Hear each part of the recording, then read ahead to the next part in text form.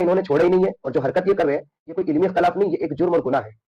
مولائیت کا رد کرنے کا مطلب مولا علی المرتضی علیہ السلام کو ملنے والی ولایت، حدیث رسول من کنت مولا فہد علی مولا کا رد کرنا ہے، اور حدیث رسول کا رد کرنا، من کنت مولا فہد علی مولا کا رد کرنا، یہ کفر ہے، اور جو بھی یہ کرے گا وہ کافر ہو جاتا ہے۔ تو بہرحال اس پروگرام میں جو بھی شرکت کرے گا، جو بھی اس میں پیسہ دے گا یا کسی بھی طریقے سے حصہ لیتا ہے، وہ سب کے سب کفر میں ملوث ہو جائیں گے، کیونکہ اس پروگرام میں من کنت مولا فہد علی مولا کا رد ہے۔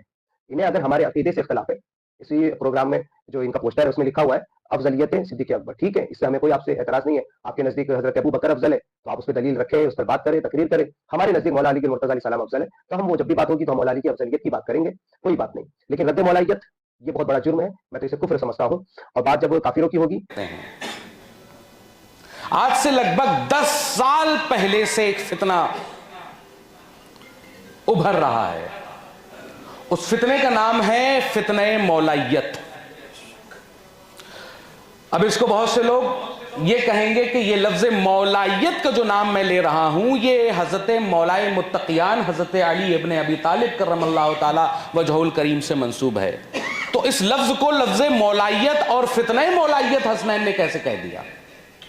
تو غور کرنے کی چیز یہ ہے کہ جب ہم رد وہابیت کرتے ہیں تو لفظ وہاب جو نام ہے وہ اللہ کا ہے، تو کیا ہم اللہ کا نعوذ باللہ رد کرتے ہیں؟ ہرگز نہیں۔ ہم رد کرتے ہیں ان کا جن کا عقیدہ باطلیت کی طرف ہے۔ ہم جب غیر مقلدین، جن کو عرف عام میں اہل حدیث کہا جاتا ہے، اس کا معنی ہوتا ہے حدیث والے، تو کہ جب ہم غیر مقلد کا رد کرتے ہیں، اہل حدیث کا رد کرتے ہیں، تو کیا ہم حدیث کا رد کر رہے ہوتے ہیں؟ ہرگز نہیں۔ ہم رد کر رہے ہوتے ہیں ان کے باطل عقائد کا۔ تو آج یہ جو فتنہ مولائیت جو اصل میں رافضیت ہے، اس کا رد کر رہے ہوتے ہیں۔ اور آج کے دور میں ہر جگہ یہ کہتا ہوں، آپ وہابیت کا رد کیجئے، غیر مقلدیت کا رد کیجئے، اہل حدیث کا رد کیجئے، سب کا رد کیجئے، لیکن ساتھ ہی ساتھ یہ ضرور بتائیے کہ اول کون ہے، دویم کون ہے، سویم کون ہے، چہارم کون ہے، پنجم کون ہے، کون اول ہے اور کون آخر ہے۔ یہ فتنہ یہ جو رافضیت کا پھیلایا جاتا ہے، جس کو آج عرف عام میں مولائیت کہا جاتا ہے، آپ کو حضرت علی مرتضی کی محبت کی چاشنی میں ڈبو کر آپ کو شیخین کا گستاخ بنایا جاتا ہے، آپ کو صحابہ کرام کا گستاخ بنایا جاتا ہے، آپ کو اولیاء اللہ کا گستاخ بنایا جاتا ہے، اور یہ سب فنڈڈ کام ہو رہے ہیں۔ یہ ان کے جو فورسز لگے ہوئے ہیں عوام کے درمیان، جس طرح سے یہ لوگ فتنہ بپا کر رہے ہیں، یوتھ کو جس طرح سے ورغلا رہے ہیں، آج کے دور میں یہ ہمارے لیے بڑی تشویش کی بات ہے۔ ائمہ مساجد کو چاہیے کہ جب بھی کھڑے ہو منبر پر یہ ضرور بتایا جائے کہ اہل سنت والجماعت کا عقیدہ کیا ہے، کیونکہ یہ رافضی زدہ لوگ سب سے پہلا ٹارگٹ ان کا ہوتا ہے 14 سے 15 سال کا لڑکا۔ یہ ایج گیپ جو ہوتا ہے، جب کہا جاتا ہے نا کہ جب ڈنڈی ہری ہو، جب پیڑ سے ٹوٹی ہوئی ہو، اس کو موڑا جائے تو وہ بڑی آسانی کے ساتھ مڑ جاتی ہے، لیکن جب وہ تنا بن جاتا ہے تو اس کو موڑا نہیں جا سکتا۔ تو لہٰذا یہ جو 14، 15 اور 17، 18 کی جو عمر ہے، ان کے سامنے یہ بتایا جاتا ہے کہ دیکھو علی مرتضیٰ کی ذات یہ ہے، اور آج کا عالم، آج کے علماء حضرت علی کے ساتھ یہ دغا بازیاں کر رہے ہیں، ان کا ذکر نہیں کرتے۔ اب میں یہ پوچھنا چاہتا ہوں، ہم سے بڑا مولائی اصلی کون ہے؟ ہم سے بڑا مولائی کون ہے کہ ہماری ابتدا من کنتو مولا سے، ہماری انتہا من کنتو مولا سے؟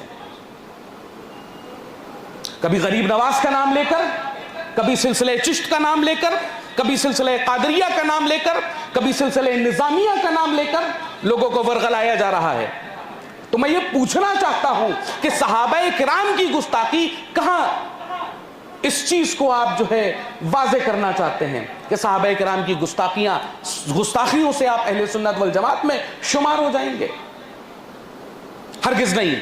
عزیزان گرامی، آج سب سے بڑا جو فتنہ پھیلایا جا رہا ہے وہ مشاجرات صحابہ کا ہے، جس میں خصوصاً حضرت علی ابن ابی طالب اور حضرت امیر معاویہ کا معاملہ ہے۔ جن لڑکوں کو یہ نہیں معلوم کہ یہ مشاجرات کیوں ہوئے، جن بچوں کو یہ نہیں معلوم کہ یہ مشاجرات کیوں ہوئے، آج وہ اس پر کمنٹ بازیاں کرتے ہیں، وہ اس پر کہتے ہیں کہ حضرت امیر معاویہ حق پر نہیں تھے، حضرت امیر معاویہ کی گستاخیاں کرتے ہیں۔ حد یہاں تک بڑھ گئی کہ آج مسئلہ حضرت ابو بکر صدیق رضی اللہ تعالیٰ عنہ پر آ رہا ہے۔ یہ ہے اسٹیجز۔ سب سے پہلے تو آپ کو حضرت امیر معاویہ کے خلاف کھڑا کیا گیا۔ اب آپ غور کیجئے کہ ایک شخص آیا، آ کر کہنے لگا حضرت علی سے کہ مولا یہ بتائیے کہ حضرت امیر معاویہ کے بارے میں آپ کا کیا خیال ہے؟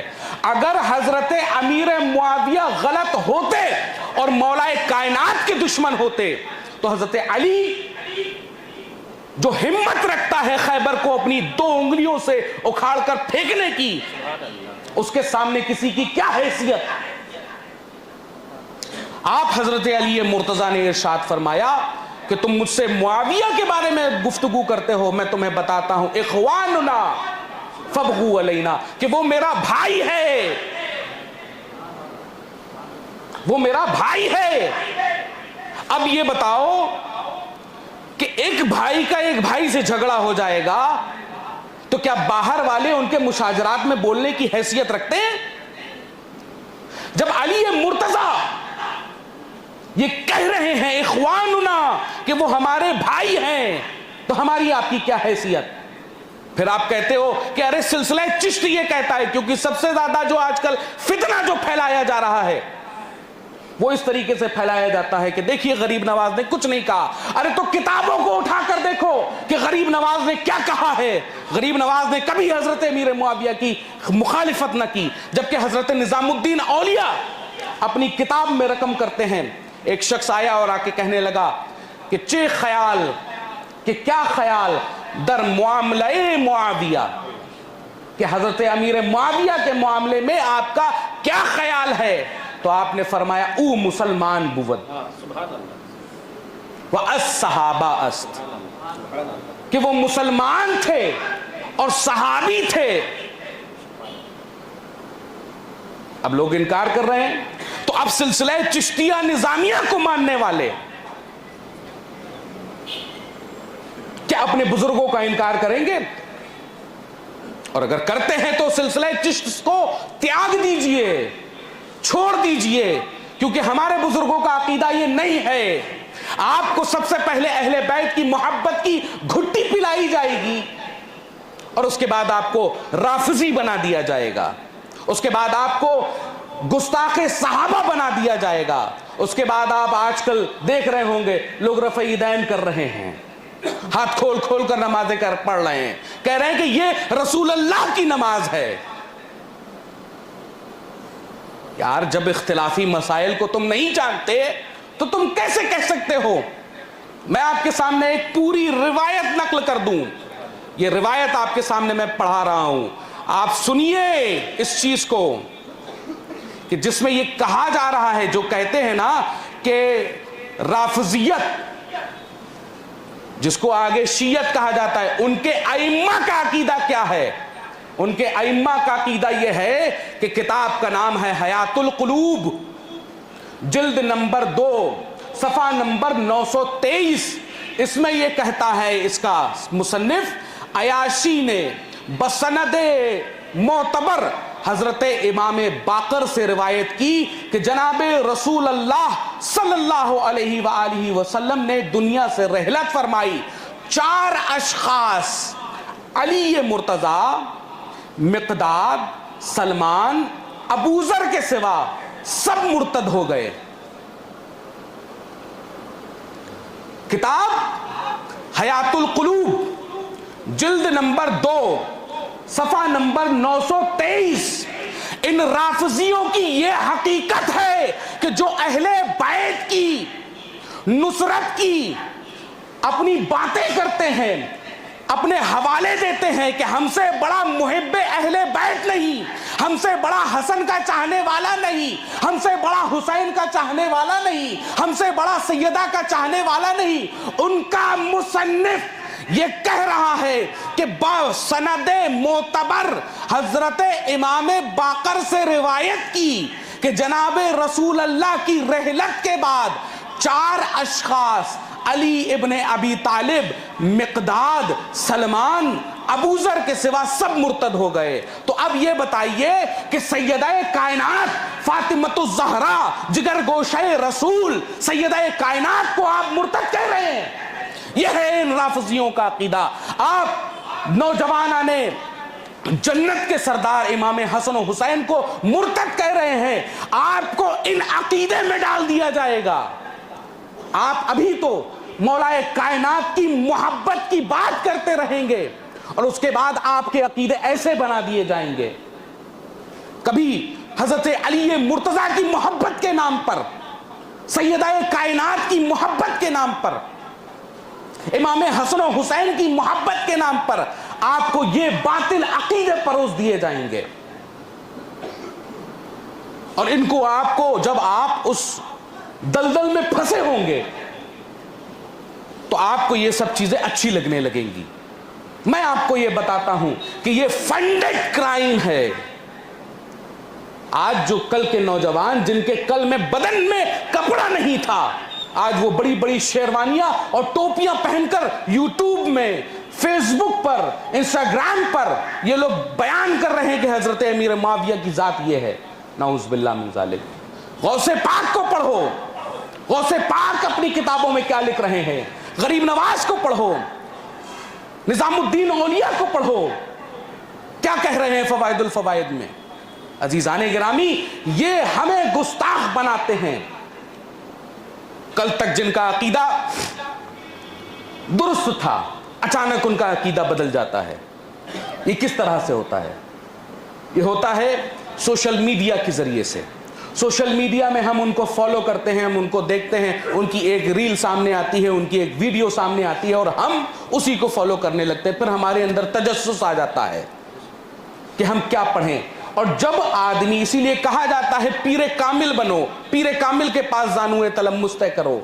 آپ کے پاس اس بنگلور میں بحر العلوم جیسی ایک عظیم ایسی شخصیت ہے کہ جس کے سامنے اگر آپ زانوئے تلمس طے کریں گے تو آپ گمراہ نہیں ہو سکتے. آپ لوگ ان سے استفادہ حاصل کیجئے اور پہچانیے کہ اہل سنت والجماعت کیا ہے.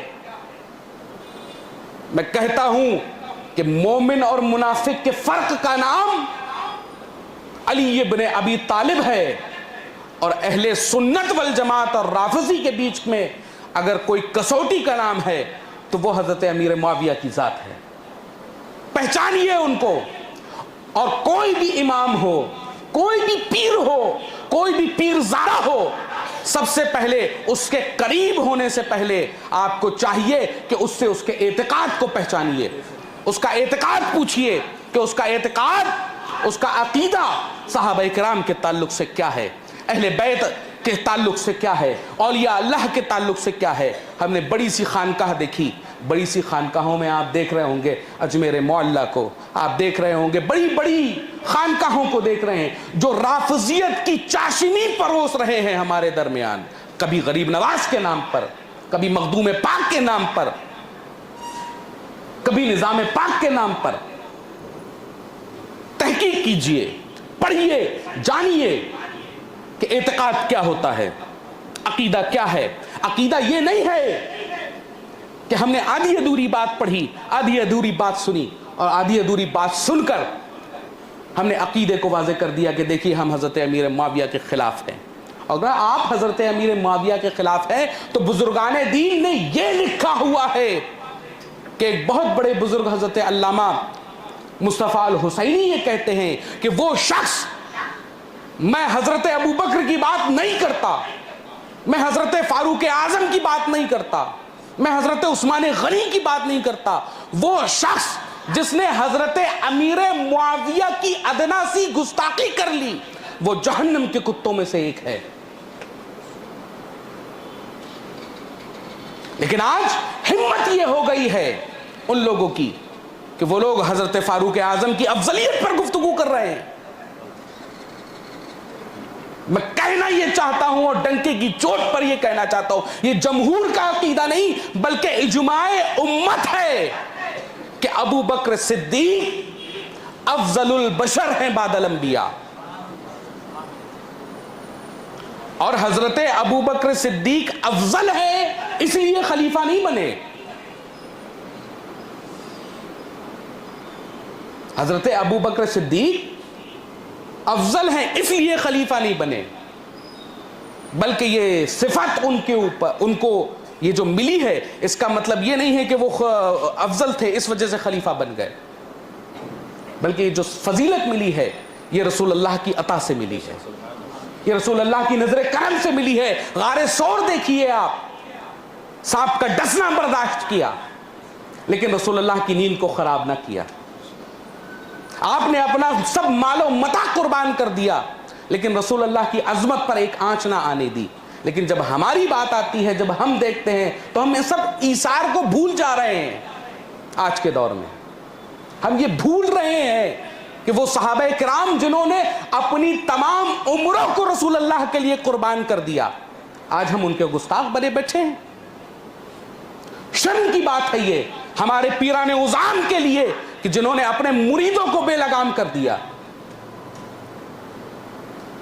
میں تو یہ کہتا ہوں ایسے پیروں کا بائیک آؤٹ ہونا چاہیے کہ جو ذرا سی بھی گستاخی صحابہ کرام کی ان کے مرید یا وہ خود کرتے ہوں. اور ہمارے پاس ایک بہت بڑی کسوٹی بریلی کا امام احمد رضا فاضل بریلوی ہے کہ جنہوں نے عقائد کو ان کے کھول کر رکھ دیا اور بتا دیا کہ اصل اہل سنت والجماعت کیا ہوتی ہے. کہ ہم نہ صحابہ کے گستاخ ہیں نہ ہی ہم اہل بیت کے گستاخ ہیں. جس طرح سے ہم رافضیت کو پنپنے نہیں دے رہے ہیں اس طرح سے ہم خارجیت اور ناصبیت کو بھی پنپنے نہیں دیں گے کہ کوئی اس آڑ میں آ کر اہل بیت رضوان اللہ تعالی علیہم الاجمعین کے خلاف گستاخی کرنے لگے. ہم یہ بھی برداشت نہیں کریں گے. کوئی موازنہ کرنے لگے ان سے یا ان سے. عزیزان گرامی, یہ ایسا مسئلہ ہے کہ جو منٹوں کے اندر آپ کے ایمان کو خراب کر دے گا. وقت زیادہ نہیں ہے ورنہ میں تفصیلی طور پر آپ کے سامنے بتاتا کہ یہ کتنی بڑی سازش ہے یہودیوں کی کہ حضرت امیر معاویہ رضی اللہ تعالی عنہ کو کتنا بڑا وکٹم اور کرمنل آپ کے سامنے پیش کر دیا گیا. آپ غور کیجئے یہ جو جھگڑا سب سے پہلے چلا یہ کس وقت سے چلا؟ حضرت عثمان غنی رضی اللہ تعالی عنہ کی کہ اس خط اور اس مہر کے اوپر سے چلا. اور جبکہ حضرت عثمان غنی رضی اللہ تعالی عنہ حلفاً یہ کہہ رہے ہیں نہ یہ میری دستخط تھی نہ یہ میری مہر تھی. تو اب آپ غور کیجئے اس دور میں کون ایسا شخص تھا کہ جس نے حضرت امیر معاویہ رضی اللہ حضرت عثمان غنی رضی اللہ تعالیٰ عنہ کی دستخط فرضی بنائی, مہر فرضی بنائے اور اس فتنے کو برپا کر دیا. تو جب اس دور میں اس چیز کو کیا جا سکتا تھا کہ حضرت عثمان غنی رضی اللہ تعالیٰ عنہ کی فرضی مہر, فرضی سگنیچر اور فرضی خط کو عام کر کر لوگوں کے سامنے کے دیکھیے حضرت عثمان غنی کی ذات یہ ہے, جب یہ پروپیگیٹ کیا جا سکتا ہے تو وہ روایتیں کیا ہم نے اصل متن پڑھی؟ کبھی نہیں. اگر کوئی روایت آئی بھی تو اس کے متن پہ سخت کلام ہوتا ہے, ورنہ کہیں پر بھی وہ روایتیں ٹکتی نہیں ہیں. ایک صاحب کہنے لگے کہ ہم حضرت امیر معاویہ رضی اللہ تعالیٰ عنہ کو صحابی تو مانتے ہیں لیکن منافق مانتے ہیں نعوذ باللہ. تو ان کے علم کو ایک بچہ بھی کھڑے ہو کر چیلنج کر سکتا ہے کہ جب ایک مرتبہ آپ ان کو صحابی مان رہے ہیں تو دوسری مرتبہ آپ نے منافق کیسے کہہ دیا، جبکہ رسول اللہ کا تو یہ قول ہے کہ میرا ہر صحابی عادل ہے، میرا ہر صحابی عادل ہے۔ ہم کو تو سمجھ میں نہیں آتا کہ لوگ اس فتنے میں پھنس کیسے رہے ہیں۔ آپ شروعات کر لیجئے اس فتنے کے پاس بیٹھنے کی، جیسا کہ میں نے آپ کو دکھایا حیات القلوب، آپ کے عقیدے یہ بن جائیں گے۔ یہ ایک رافضی کی لکھی ہوئی کتاب ہے جو چھاتیاں پیٹ پیٹ کر یا حسین کرتے رہتے ہیں۔ ان کا خود کا مصنف، ان کا خود کا مجتہد، ان کا خود کا عالم، ان کا خود کا فاضل یہ کہہ رہا ہے کہ 4 کے علاوہ سب مرتد، تو عقیدہ سیدہ کائنات کے لیے تمہارا کیا ہو گیا؟ جن کے نام پر تم اپنی دکانیں چلاتے ہو، امام حسن و حسین کے نام پر کیا ہو گیا، جن کے پرچم لے کر تم نکلتے ہو۔ عزیزان گرامی، یہ پہلا فتنہ ہے، میں آپ کے سامنے بتا رہا ہوں۔ آپ تفضیلیت کے رنگ میں رنگیے، آپ یہ کہیے کہ حضرت علی سب سے افضل، مانیے حضرت علی کو سب سے افضل، لیکن پھر بعد میں جو حشر ہوگا آپ رافضیت کی طرف رغبت کریں گے، اور رافضیت کے بعد آپ کے عقائد یہ ہو جائیں گے ان کے سامنے۔ تو نوجوان، وہ حضرات جو عقیدہ رکھتے ہیں اس چیز کا، آپ بے شک محبت کریے، آپ مودت کیجئے۔ قرآن کریم میں یہ ارشاد فرمایا گیا، قُلْ لَا أَسْأَلُكُمْ عَلَيْهِ أَجْرًا إِلَّا الْمُوَدَّةَ فِي الْقُرْبَى، اور وہ جو اجر رسالت طلب کرتے ہیں ان سے کہہ دو کہ وہ میرے قرابت داروں سے مودت کریں۔ یہ کہا گیا ہے کہ آپ ان کے آل و اطہار سے مودت کیجئے۔ اب لیکن اس کا مطلب یہ نہیں ہے کہ اس مودت میں آپ گستاخ صحابہ بن جائیے، گستاخ اولیاء بن جائیے، گستاخ علماء بن جائیے، گستاخ مجددین بن جائیے، گستاخ بزرگان دین بن جائیے۔ عزیزان گرامی، یہ فتنہ اتنا بڑا فتنہ ہے کہ اس سے بچنے کی ہم لوگوں کو بہت سخت ضرورت ہے۔ اگر ہم اس سے بچے نہیں تو ہمارا آنے والا کل اسی طرح سے سیاہ ہوگا جس طرح سے ایک وقت میں ہر گھر میں ایک نہ ایک آدمی وہابی یا دیوبندی یا اس عقیدے والا کہ جس کو اہل سنت والجماعت شمار نہیں کیا جاتا ہے، اور اس سے زیادہ خطرناک آج یہ عقیدہ رافضیت کا جو حب اہل بیت کی چاشنی پلا کر گستاخ صحابہ بنایا جاتا ہے، اور گستاخ صحابہ بنا کر نہ جانے کون کون سے عقیدے آپ کے سامنے پیش کر دیے جائیں گے۔ تو اللہ تبارک و تعالیٰ سے دعا ہے کہ اللہ ہمیں اس فتنہ رافضیت سے بچنے کی توفیق عطا فرمائے، اور صحابہ کرام اہل بیت رضوان اللہ